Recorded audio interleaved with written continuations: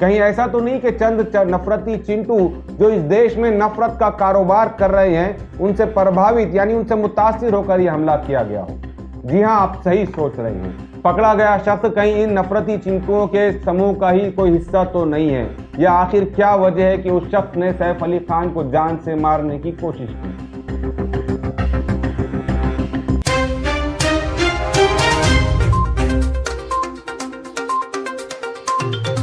पिछले रोज सैफ अली खान पर हमले के बाद पूरा बॉलीवुड सख्ते में आ गया, इसलिए कि इंतहाई सिक्योरिटी वाले बंगले में एक शख्स घुसता है और सैफ अली खान के बेडरूम तक पहुंचकर उन पर हमला कर उन्हें जख्मी कर देता है। ऐसा नहीं है कि हिंदुस्तान का पहला कोई हमला हो, बल्कि इससे पहले भी कई बॉलीवुड एक्ट्रेस को निशाना बनाया गया। अस्सलाम वालेकुम, आप देख रहे हैं शेक्सपियर टीवी। मैं हूं शारिक नक्शबंदी। सवाल यहां पर यह पैदा होता है कि इस मर्तबा सैफ अली खान पर ही हमला क्यों किया गया। कहीं ऐसा तो नहीं कि चंद नफरती चिंटू जो इस देश में नफरत का कारोबार कर रहे हैं उनसे प्रभावित यानी उनसे मुतासिर होकर यह हमला किया गया हो। जी हां, आप सही सोच रहे हैं। पिछले एक हफ्ते से बॉलीवुड के दो एक्ट्रेस जिनमें करीना कपूर और सोनाक्षी सिन्हा शामिल है काफी चर्चा में हैं। खासतौर से कुमार विश्वास के उस ज्ञान के बाद जिसमें वो भारत के हिंदुओं को कहते हैं कि अपनी बेटियों को रामायण पढ़ाए ताकि वो मुस्तकबिल में अपना जीवन साथी अपने धर्म का चुने। फिर कह रहा हूं, अपने बच्चों को रामायण पढ़ाओ, महाभारत पढ़ाओ,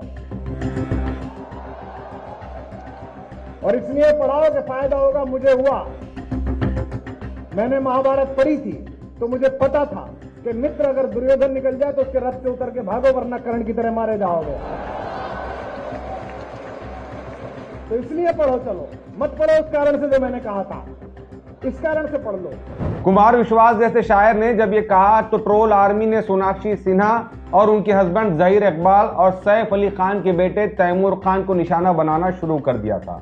वो इसलिए कि कुमार विश्वास सैफ अली पर ऑब्जेक्शन लेते हुए कहते हैं कि उन्होंने अपने बेटे का नाम तैमूर क्यों रखा, क्योंकि तैमूर नाम के बादशाह ने भारत को लूटा था। रख लेते, उस्मान रख लेते, यूनुस रख लेते, हुजूर के नाम पर कोई नाम रख लेते, तुम्हें एक ही नाम मिला। जिस बदतमीज आदमी ने, जिस लंगड़े आदमी ने हिंदुस्तान में आकर यहाँ की माँ बहनों के साथ बलात्कार किया, वो लफंगा ही मिला तुम्हें इस प्यारे से बच्चे का नाम रखने के लिए। इस बयान के बाद ये दोनों कपल खूब ट्रोल हुए और शायद नफरत की राजनीति यहाँ तक पहुंच गई कि एक शख्स ने सैफ अली खान को निशाना बनाने का थाम लिया। शुरुआती जांच में मुंबई पुलिस इस हमलावर को गिरफ्तार कर एक चोर साबित करने की कोशिश में लगी है, लेकिन जरूरत इस बात की है कि इस एंगल से पता लगाया जाए कि ये शख्स ने आखिर किसके इशारे पर या किस शख्स से मोटिवेट होकर इतने बड़े स्टार पर हमला करने की जुर्रत की। गिरफ्तार किया गया शख्स एक नौजवान है। वो इस बात से तो जरूर वाकिफ होगा कि जहां वो हमला कर रहा है वहां पहले से सीसीटीवी कैमरे लगे होंगे, लेकिन आखिर उसकी ऐसी क्या सनक थी या ऐसी क्या बात थी कि जिसकी वजह से उसने अपने आप को इस परेशानी में डाल दिया। कहीं ऐसा तो नहीं कि कुमार विश्वास के ज्ञान बांटने से वो शख्स इस कदर प्रभावित हुआ यानी मुतासिर हुआ कि उसने सैफ अली खान और उसके बेटे तैमूर को निशाना बनाने का थाम लिया और उसने ये फैसला कर लिया हो कि वो सैफ को जान से मार देगा, क्योंकि उसने भारत को लूटने वाले बादशाह के नाम पर अपने बेटे का नाम रखा। अगर ऐसा है और वो शख्स किसी मखसूस विचारधारा का समर्थक यानी मानने वाला है तो इसके लिए उस शख्स से ज्यादा कुमार विश्वास जिम्मेदार हो सकते हैं, जिनके फ्री ज्ञान ने एक शख्स को क्राइम करने पर मजबूर कर दिया।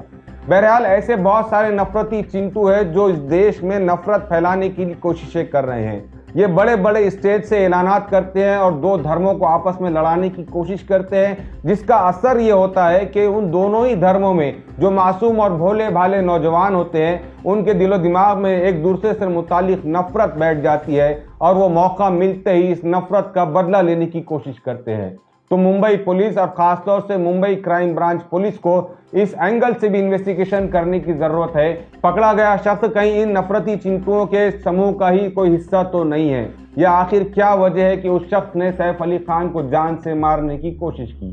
तो ये था एक अहम अपडेट जो सैफ अली खान से मुतालिक एशिया एक्सप्रेस ने आप तक पहुंचाने की कोशिश की है। हमें यकीन है इस बात का कि इस एंगल से आपने किसी गोदी मीडिया चैनल पर कोई खबर नहीं सुनी होगी।